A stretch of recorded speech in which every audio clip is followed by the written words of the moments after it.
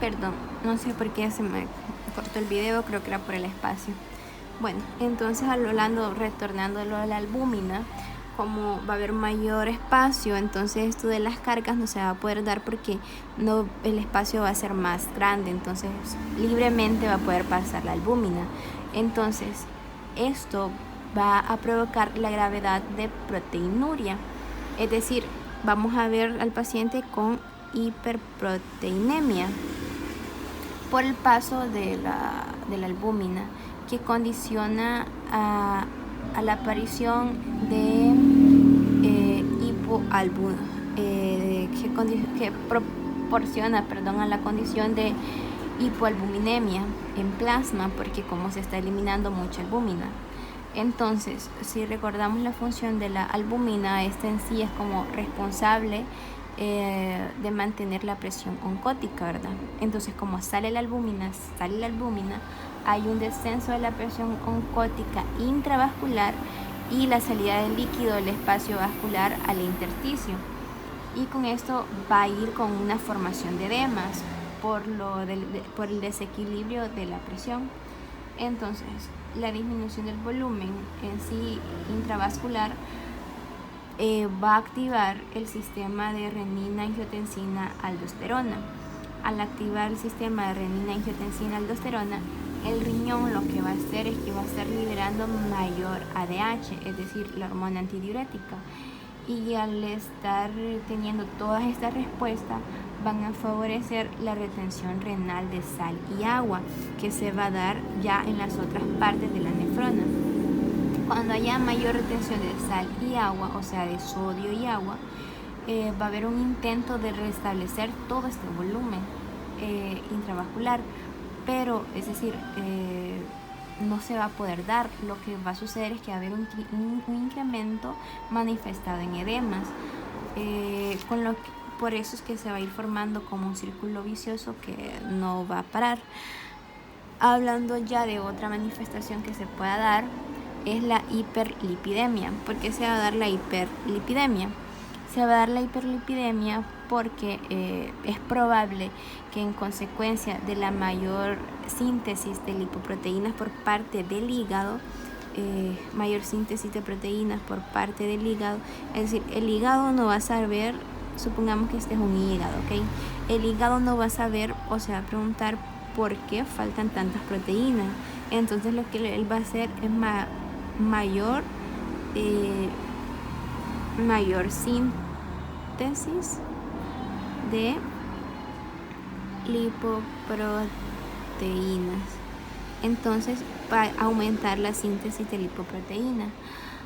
Por ello, eso va a estimular, eso va a propiciar, mejor dicho, a una hiperlipidemia.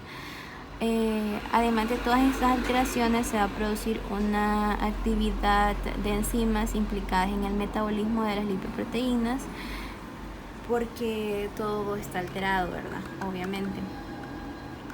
Entonces, la otra manifestación que podemos ver es la lipiduria, ya que como se está formando mayores lipoproteínas, vamos a tener más lípidos en la orina por la salida que estos van a tener, ¿verdad? Entonces, por ello nosotros vamos a ver una lipiduria. Otras cosas que podríamos mencionar es la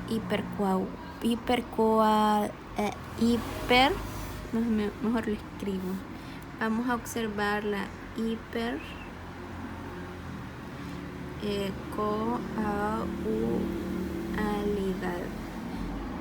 hipercoagulidad. Esta se va a dar porque va a tener en sí como un origen multifactorial, por decirlo así, ya que se debe a la pérdida de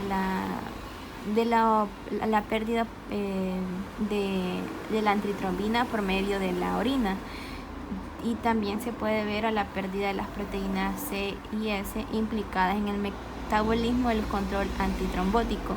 Creo que no he hecho un video de eso, pero si ustedes se van a leer, estos están como muy relacionados. Entonces, como consecuencia de todos estos trastornos, el enfermo va a tener una mayor predisposición por sufrir trombosis que que en otras ocasiones, ¿verdad? Esto sería en tanto el síndrome nefrótico. También se puede decir que en el síndrome nefrótico el paciente va a tener malnutrición, anemia por consecuencia de todo lo que está pasando en la nefrona específicamente aquí, ¿verdad? Muy bien, entonces estos serían tanto al síndrome nefrótico. Ahora vamos a explicar el síndrome nefrítico. En el síndrome nefrítico va a ser diferente o va a haber un abismal de diferencia que en el síndrome nefrótico, ya que el síndrome nefrítico en sí se caracteriza o se da, mejor dicho, cuando hay una insuficiencia renal aguda, pero vamos a explicar de una mejor manera para saber cómo es que se va a llegar a una insuficiencia renal aguda. Bueno, en el síndrome nefrítico lo que sucede es que aquí hay un depósito de inmunocomplejos. Estos que ustedes pueden ver aquí son inmunocomplejos. Vamos a ver. Ahí, entonces cada una de estas cositas son inmunocomplejos. Lo puedo poner así. Vamos a ver.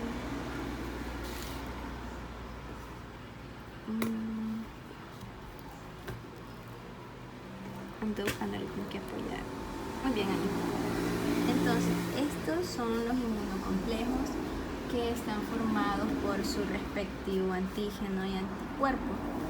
Entonces, todo esto va a desencadenar una reacción inflamatoria que, si ustedes se recuerdan, no existía células blancas en el esquema anterior, ya aquí hay células blancas porque activan la inflamación.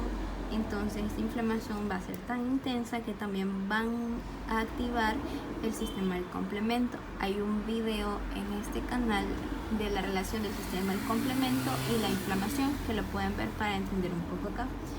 Entonces toda esta inflamación que va a ser tan fuerte, tan intensa, va a comenzar a reclutar todas estas células blancas y esto va a llegar a los mediados de la inflamación. Todo eso lo que va a hacer es que va a desencadenar el endontelio comienza a dañarse. El endontelio va a sufrir un gran daño. No puedo escribir mucho aquí porque no está tan apoyado, pero esto es lo que va a comenzar a sufrir daño, el endontelio. Entonces, al comenzar a sufrir daño el endontelio, ahora los poros van a ser más grandes. Y al igual que en el síndrome nefrótico, van a comenzar a salir proteínas. Por ello vamos a tener proteinuria, porque van a comenzar a salir las proteínas, porque van a aumentar los poros. Y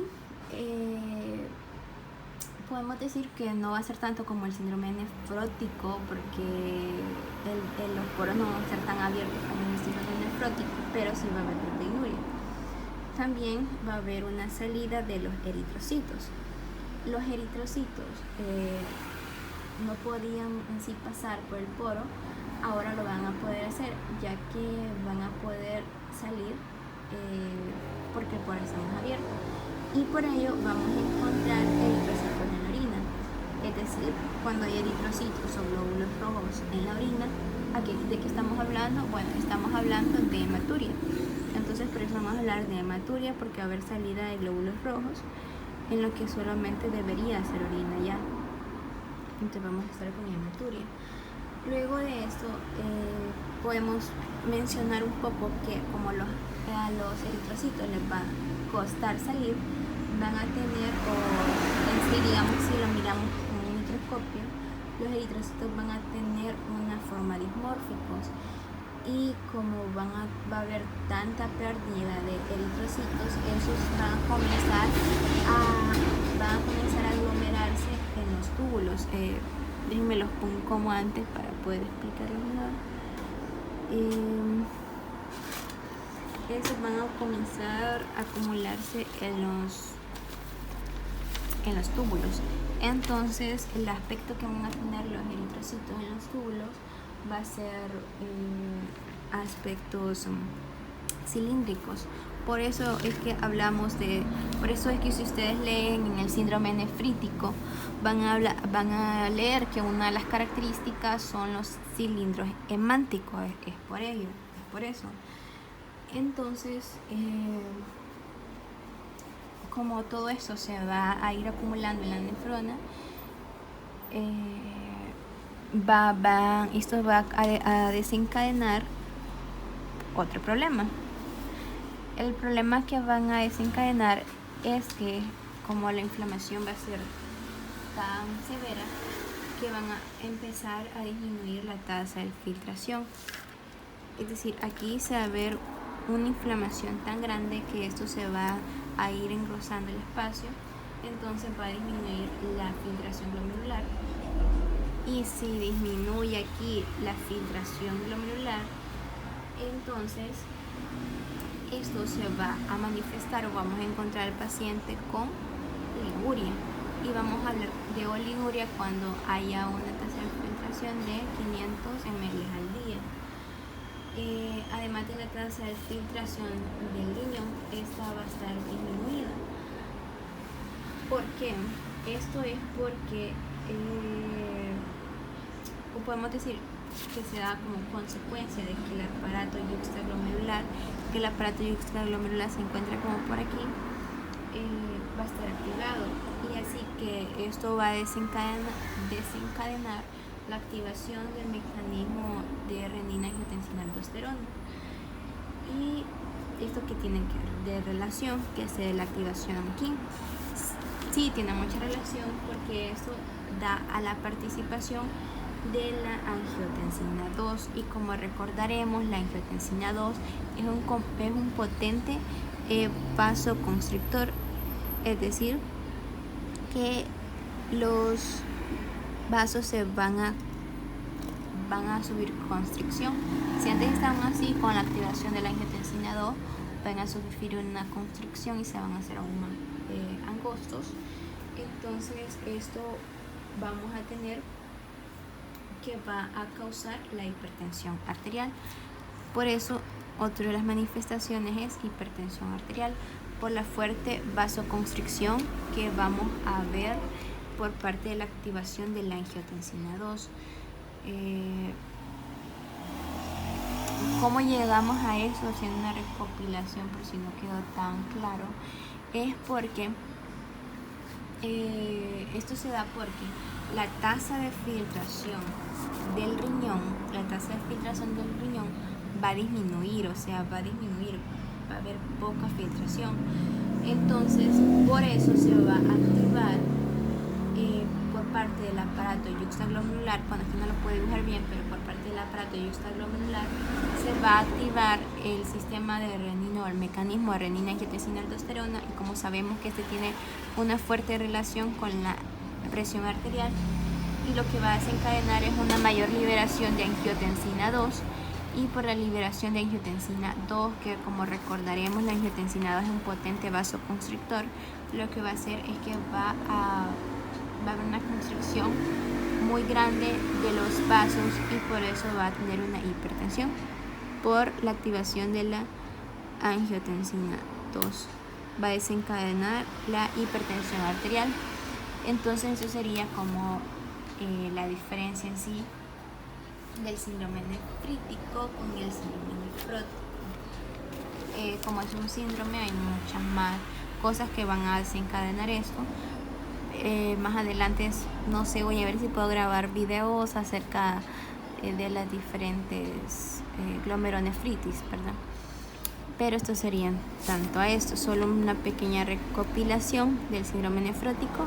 Es que el síndrome nefrótico va a producir albuminuria, la albuminuria va a desencadenar una hipoalbuminemia, La hipoalbuminemia, es decir, por la disminución de albúmina que tiene relación con la presión oncogénica, va a haber una disminución de la presión oncótica plasmática, y esto va a desencadenar, podemos decir, una alteración en el fluido del espacio intravascular, del espacio intersticial, y se va a desencadenar un edema. Ya cuando se desencadena el edema, va a disminuir el volumen arterial, y al disminuir el volumen arterial, cuando esto pasa, el sistema extraglomerular activa el sistema renina-angiotensina aldosterona y van a comenzar a retener sodio y agua, y se va a dar todo lo demás, ¿verdad? Entonces eso sería en relación de esos dos. Espero que les haya servido. Adiós.